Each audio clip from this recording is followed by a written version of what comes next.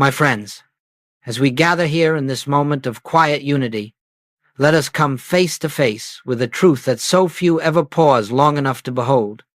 For most of our human experience, we have lived under the persuasion that life must be managed, that problems must be solved, that difficulties must be pushed aside by our own strength.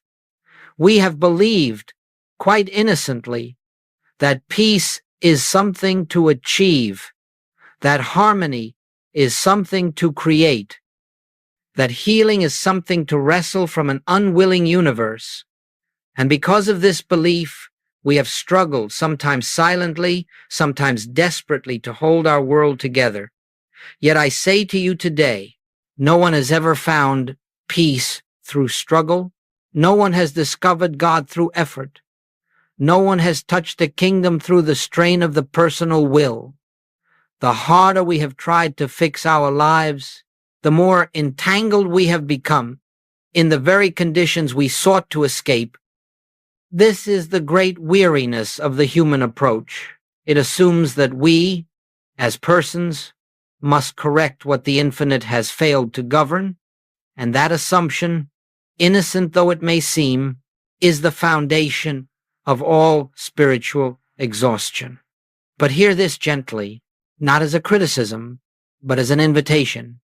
You have never been required to carry the weight you have carried, not for a single moment. There is a presence within you, closer than breath, quieter than thought, more real than any condition appearing to your senses, that has been the life, the substance, and the intelligence of your being from the beginning. It has never required your effort. It has never asked you to take the burden upon yourself. It has only awaited your recognition. And so, as we begin this time together, let this be our first awareness. All the struggle of the human self is born from the belief that life depends upon personal effort. All the rest we seek is found the moment we discover that the Father within doeth the works. The infinite, not the finite, is the true activity of your being. We are not here to learn how to fix life. We are here to awaken to the life that has never needed fixing.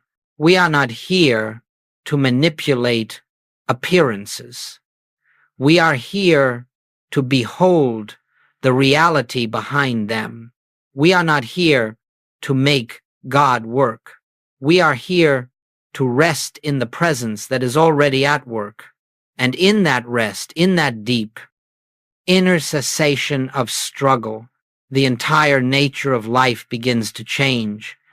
As we continue our contemplation, let us look more deeply into the root of human struggle, for unless we see clearly what binds us, we cannot awaken to what frees us.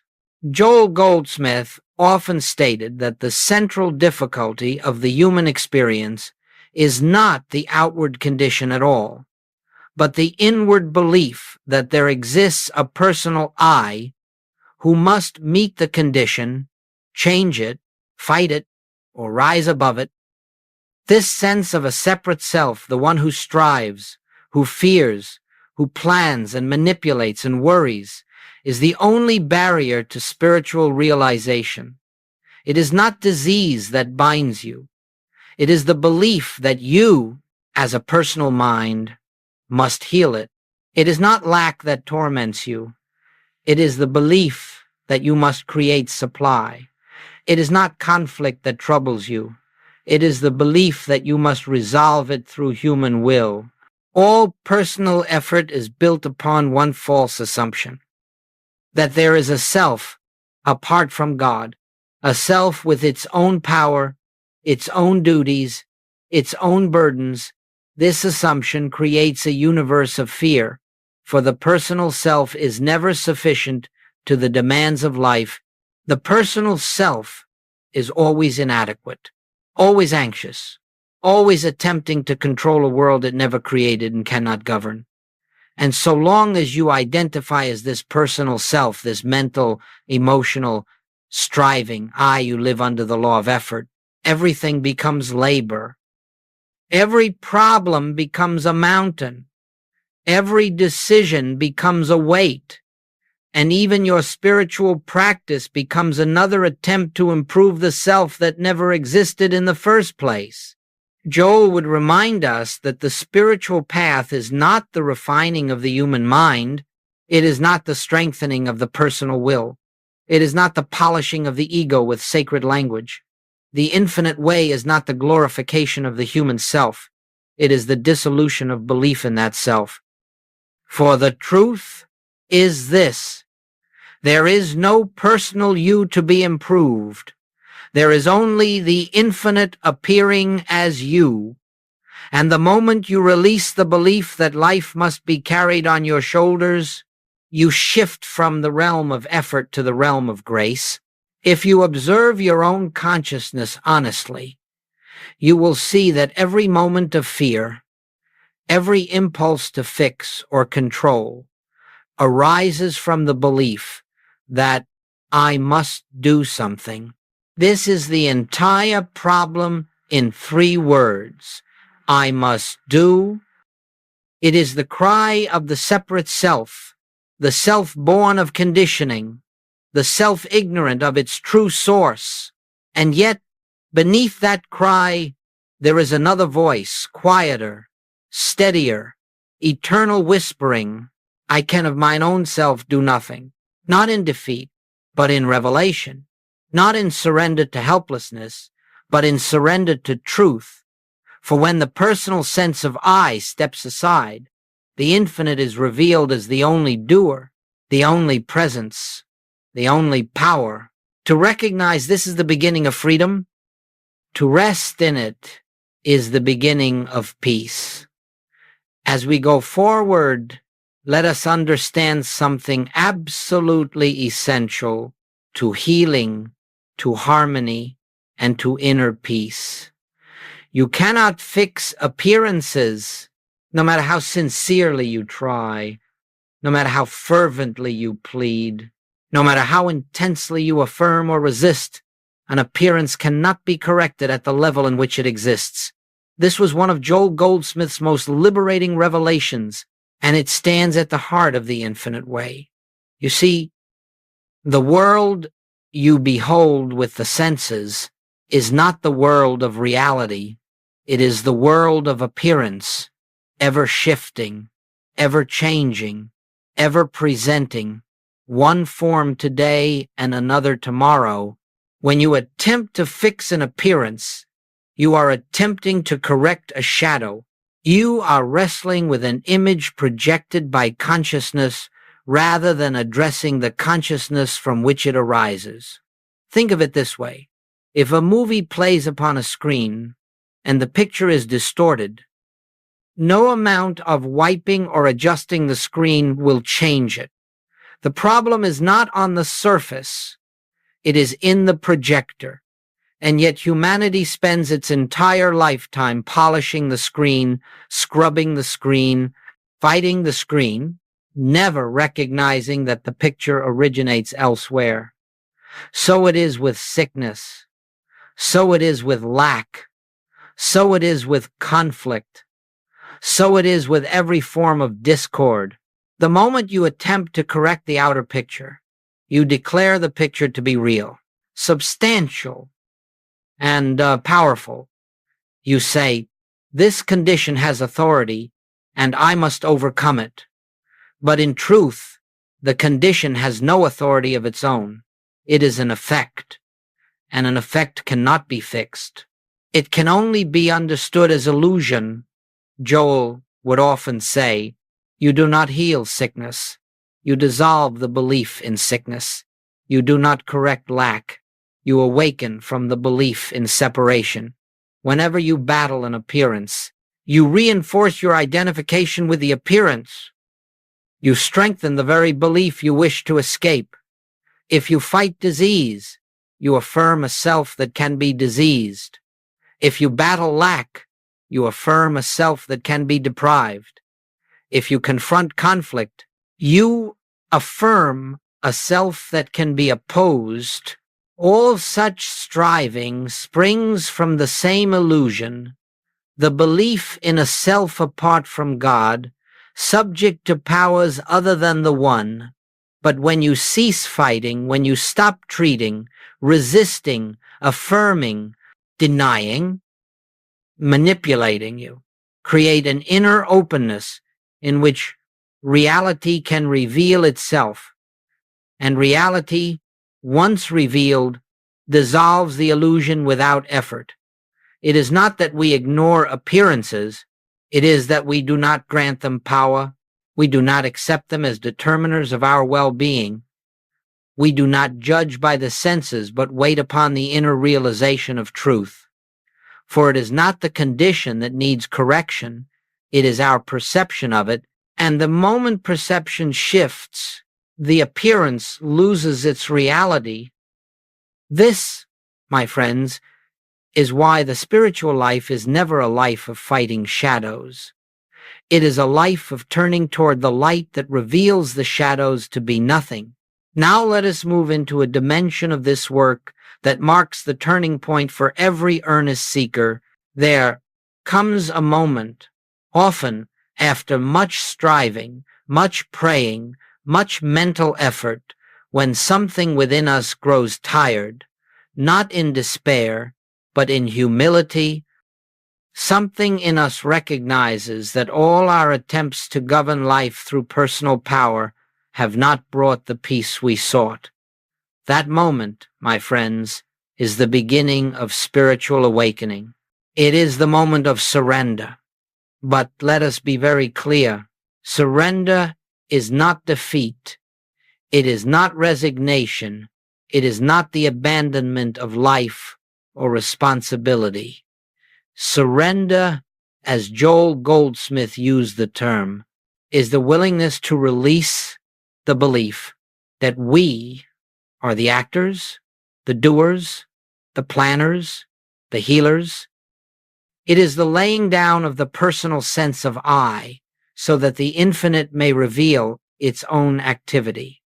Surrender is the great reversal, because everything in the human mind is conditioned to believe the opposite. The world teaches us that our security depends on effort, our success on striving, our outcomes on control, and so the mind resists surrender, imagining it to be weakness. Yet the spiritual truth is this: surrender is strength because it is the return to reality. When we surrender, we are not giving up power. We are relinquishing the illusion of personal power so that the only power may function freely. We are not giving up intelligence. We are stepping aside so that infinite intelligence may guide the way. We are not giving up life. We are dropping the burden of selfhood so that life may live us. There is in every individual a divine activity already moving, already fulfilling, already governing every detail of existence. But the personal mind, with all its noise and fear and planning, obstructs this activity. The more we insist on directing life, the less room we give the infinite to reveal itself. Surrender is simply the quiet willingness to let God be God, Joel often said. I can of mine own self do nothing. Those are not the words of helplessness. They are the words of recognition. They are the words of one who has discovered that personal effort is the only obstruction to grace. They are the doorway into a life where the inner presence becomes the guiding, harmonizing, healing principle. When you surrender, even for a moment, you feel something shift. You sense a loosening, a softening.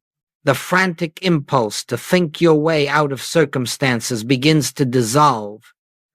A spaciousness opens. There is a quiet awareness, an inner knowing that no longer needs to fight, no longer needs to manipulate, no longer needs to fear. You discover that the universe continues perfectly without your strain. You discover that harmony was never dependent on your effort. Surrender is the invitation to rest. Surrender is the invitation to trust. Surrender is the doorway through which the activity of God enters conscious experience.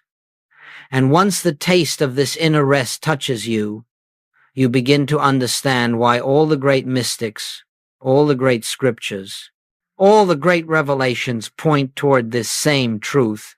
Be still and know, not be anxious and know, not be determined and know, not be controlling and know, but be still, for in stillness the false self falls away and the true self reveals itself as the only life you have ever lived. As we continue, let us move gently into the heart of the infinite way, the realization that when personal effort ceases, grace begins to operate. This is one of the most beautiful truths discovered by the mystic, for it reveals the nature of the spiritual life as effortless, not because nothing happens, but because all that happens is done through God, not through the human mind. When you have surrendered the belief in personal responsibility for the universe, when you have released the burden of being the healer, the provider, the protector, you will find yourself entering a new dimension of living, one governed not by strain, but by quiet inner activity. This activity is what Joel called grace. Grace is not something added to you. Grace is not something you earn. Grace is not something God decides to bestow based on merit or prayer. Grace is the natural, continuous flow of divine presence through your consciousness, the moment the obstructions of fear, effort, and personal will dissolve. The personal mind is like a clenched fist, tight, contracted, always grasping. But grace requires an open hand, an unclenched heart, a receptive consciousness. It requires nothing more of you than stillness, receptivity, and the willingness to let the infinite be the actor. Resting in the presence is not passivity, it is profound inward activity, quiet, subtle, but infinitely powerful. In this resting, you do nothing, yet everything necessary is done. The mind becomes still, and in that stillness, harmony reveals itself, the body relaxes, and in that relaxation, healing takes place, circumstances unfold without strain, and in that unfolding, your path becomes clear, Joel would often say. God does not enter your life through effort. God enters through silence. And this silence is not the absence of sound, it is the absence of self. It is the inner state in which the personal I is no longer trying to determine outcomes. And the divine I begins to shine through. When you rest in the presence, several things begin to happen, though none of them are forced. 1, healing arises without treatment. You discover that health is not attained by affirming truth or fighting disease. It is revealed by abiding in the awareness that divine life is the substance of your being. 2, supply appears without seeking. You stop looking to the world for security, and as your fear dissolves, new channels form naturally, effortlessly. 3, relationships soften and harmonize because you stop approaching others from the tension of ego and begin meeting them from the peace of presence. 4, answers come without thinking. Wisdom flows not from analysis but from receptivity. The mind, quieted of its noise, becomes an instrument through which divine intelligence expresses itself. 5, life begins to feel guided. You sense an invisible presence going before you, preparing the way, removing obstacles, opening opportunities, yet never through manipulation, always through unfoldment. This is grace. Grace is the movement of God in your consciousness. Grace is the revelation that the universe is already functioning in harmony. Grace is the discovery that nothing needs fixing, only recognized. When the mind rests, the spirit acts. When effort ends, creation begins. When the personal sense of I dissolves, the true I, the infinite I, lives your life for you. And so we say, rest. Rest in the presence. Rest in the assurance that the Father within you is the only activity. Rest until you feel the peace that surpasses all human understanding. Rest until grace becomes your natural atmosphere. For the moment you rest, the infinite takes over. Now, as we enter more deeply into this work, let us look at what actually happens when the mind grows still and grace begins its silent activity. There is a profound shift that takes place in consciousness, so subtle that at first you may not notice it, yet so transformative that your entire way of living begins to change. This shift is the movement from doing to being. The human sense of life is built entirely on doing. What must I do? How can I fix this? How can I protect that? How can I plan, control, manage, achieve? Even our spiritual lives become tangled with effort, attempts to think the right thoughts, say the right prayers, use the right methods. But all of this belongs to the old consciousness, the consciousness that believes it is separate from God and must therefore construct its own salvation. Being, on the other hand, is the natural state of one who has awakened to the presence within. Being is not inactivity. It is activity flowing from the infinite rather than from the personal mind. It is action without strain. It is movement without fear. It is effortlessness. Not because nothing is done, but because you are no longer the doer. Joel often reminded us, we do not live this life, we witness it, and that is precisely the distinction. When the personal sense of self quiets, you begin to observe that life unfolds of its own accord. You make decisions, yes, but they do not come from tension. They come from clarity. You take action, yes, but the action is natural, unforced, harmonious. You speak, work, interact, but something deeper than the personal mind is guiding the words, the movements, the responses. This is the essence of being. Life lives you. Love expresses through you. Wisdom shines as you. Harmony flows around you. When you move from doing to being, the entire mechanism of fear dissolves. Fear is always born from the belief that I must. Being reveals that I must not, for the infinite already is. And whatever already is does not need your help. Observe carefully how this plays out in daily experience. 1. Work becomes lighter.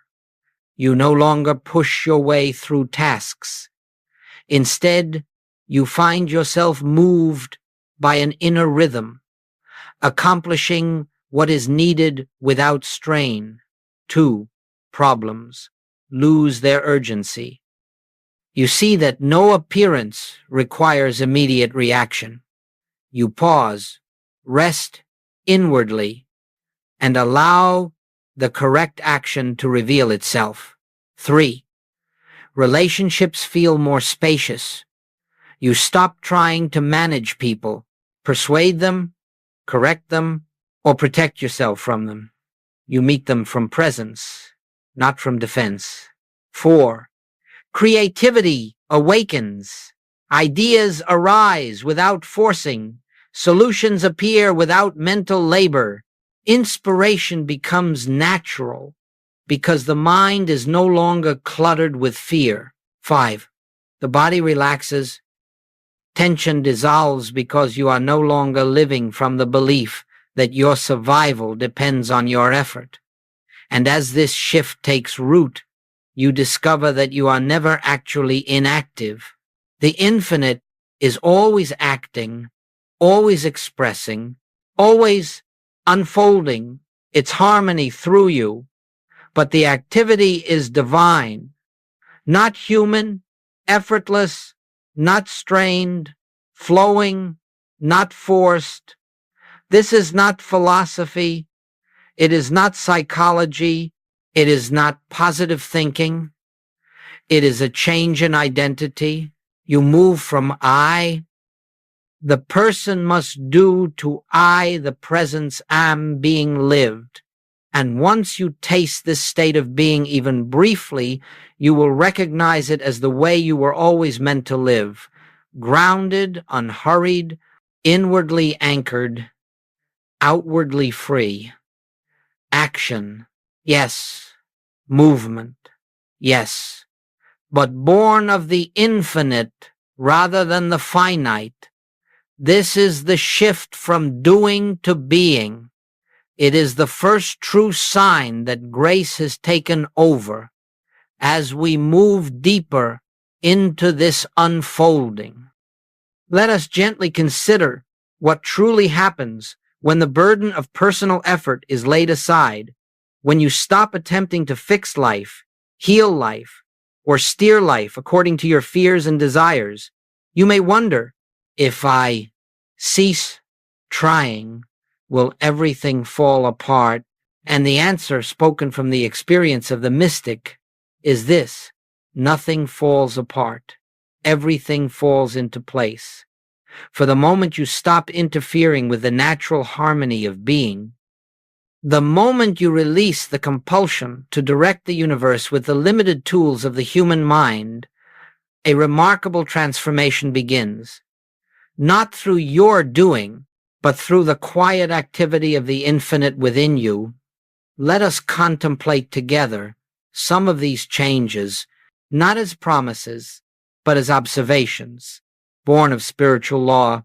1. Relationships begin to harmonize without your managing them, as long as you relate to another from personal will, from expectation, fear, resentment, or control. You invite conflict because you are meeting personality with personality. But when you stop trying to fix others or protect yourself from them, and instead rest in the awareness of the divine presence within them, the entire atmosphere shifts. You meet them not as separate beings, but as expressions of the one. And in that recognition, harmony flows naturally. 2. Supply appears without anxious pursuit. The moment you stop chasing security in outer forms, you recognize the truth. Supply is not something you accumulate. Supply is the activity of God flowing through consciousness. When fear of lack dissolves, consciousness becomes unblocked, and supply through channels you may never have imagined begins to appear, not because you worked harder, but because you stopped denying the ever-present source. 3.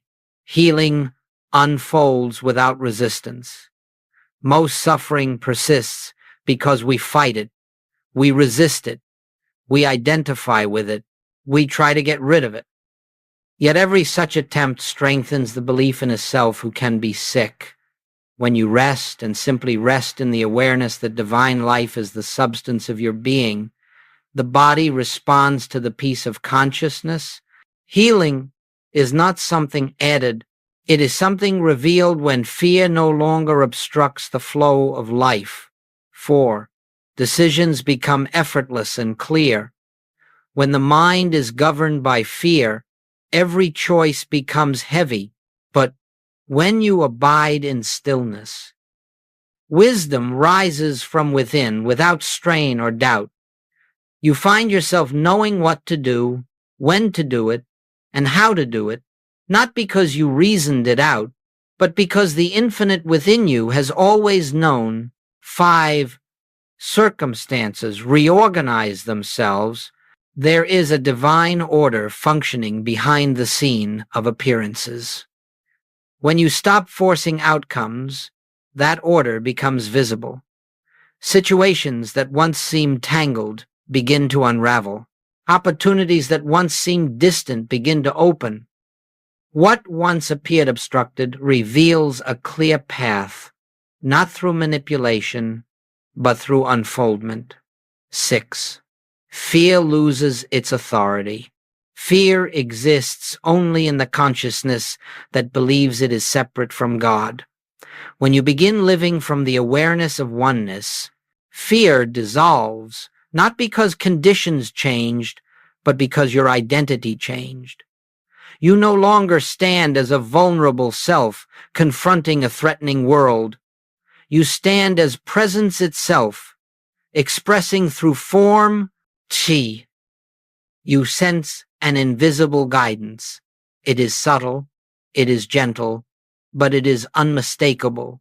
You begin to feel that something goes before you, prepares the way, and protects the path, not as an external deity, but as the activity of the infinite within your own being.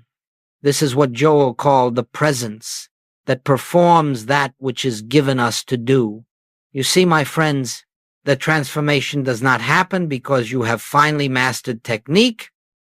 It does not happen because you have affirmed strongly or practiced perfectly. It happens because you have ceased resisting the natural order of the universe. The infinite has always been seeking expression through you, but now for the first time you have stepped aside and allowed it. And so we say, when you stop trying to fix your life, life reveals that it never needed fixing. When you stop forcing, harmony appears.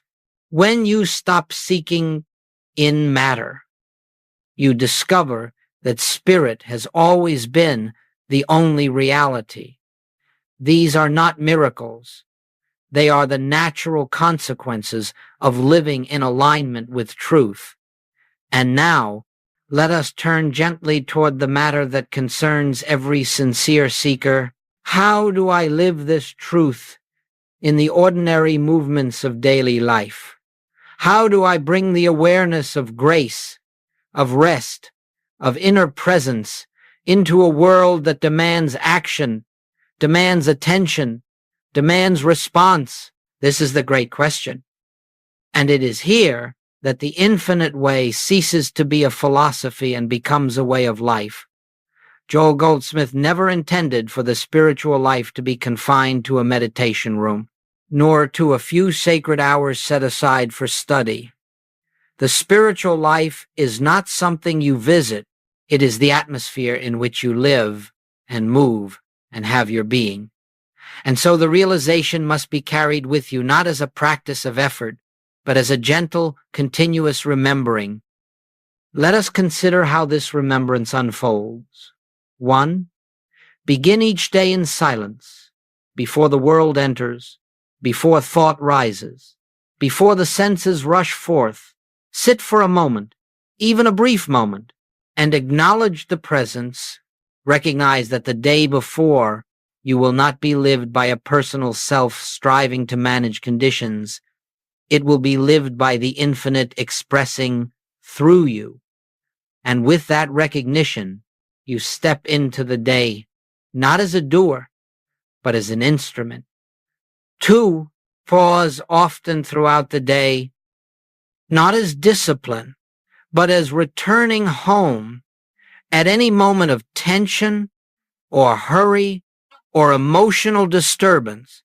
Simply pause, turn inward, feel for that silent, invisible life within. Rest your awareness there for a breath or two. You need not fix anything. You need only come back to the truth. The presence goes before me. The presence accompanies me. The presence sustains me. In that pause, the burden lifts. 3, Allow action to arise from stillness. Let your work, your conversations, your responsibilities be carried out from the peace of inner awareness rather than from the compulsion to control. You will find that actions taken from stillness are efficient, harmonious, and guided. Actions taken from fear are confused, rushed, and exhausting. So do not act until you are inwardly anchored, then act freely. 4.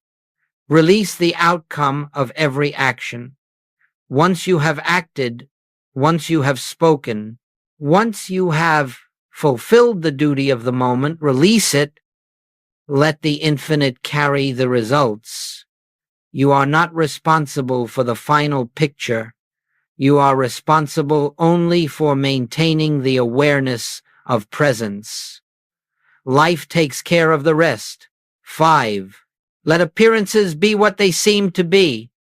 Do not rush to judge, resist, analyze, or correct appearances. If something troubles you, pause and return to recognition.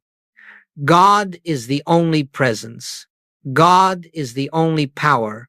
God is the only activity. From this foundation, you will respond rightly not through fear, but through clarity. 6. End the day in gratitude for the unseen activity of grace. Not gratitude for things gained, but gratitude for the presence that lived the day for you, even if the day seemed ordinary, even if nothing spectacular occurred. Know that the quiet activity of God was in operation. Give thanks for that. Acknowledge it, and rest. As these practices become woven into the rhythm of your life, you will notice something extraordinary. Your spirituality will no longer be something you do. It will be what you are. You will not need reminders, for remembrance will become natural. You will not seek the presence, for you will feel it abiding. You will not ask for guidance will be the atmosphere in which you live. This is living the infinite way, not by constant meditation alone, not by isolated moments of prayer, but by abiding in the quiet awareness that the presence within you is the life you live. All the rest unfolds from this alone. And now, as we bring this time of reflection to its quiet close, let us rest once more in the awareness that has been unfolding throughout this message. The infinite does the work. The Father within you, this silent, invisible, ever-present, life has been carrying you from the beginning, and it will continue to carry you long after every effort of the human mind has dissolved. Nothing in reality has changed during this hour. The same presence that sustained you yesterday sustains you now. The same love that guided your path in unseen ways continues to guide it. The same grace that held your life in harmony before you understood any of this still holds it now. What has changed is your recognition. You have tasted, even if faintly, even if momentarily, the truth that there is a way of living entirely free from the exhaustion of personal striving, a way of moving through life not as a self who must struggle to survive, but as an instrument through which the infinite expresses its own completeness. If you remember nothing else from this message, remember this. You were never meant to carry the burden of being the doer. You were never given that responsibility. You assumed it innocently because you did not yet know the nature of your own being. Now you do.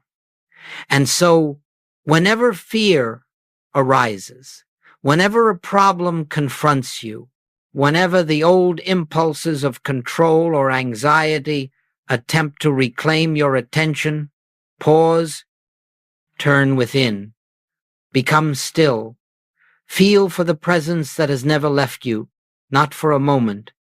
In that stillness, you will rediscover the truth. The infinite is here.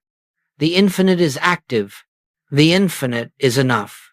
Your life does not need your strain. Your healing does not need your fear. Your supply does not need your anxious planning. Your relationships do not need your emotional control. Everything that is truly necessary flows from the life that is living you. So, rest. Rest in the sacred assurance that you are not alone in this universe, nor are you separate from the source of all peace, all wisdom, all harmony, all abundance. Rest until that assurance becomes the atmosphere in which you live. Rest until stillness becomes your home. Rest until you feel, with quiet certainty, that the presence within you is the only presence, the only power, the only reality. And as you rest, you will witness the great miracle, not the changing of outer things, but the revelation of inner truth.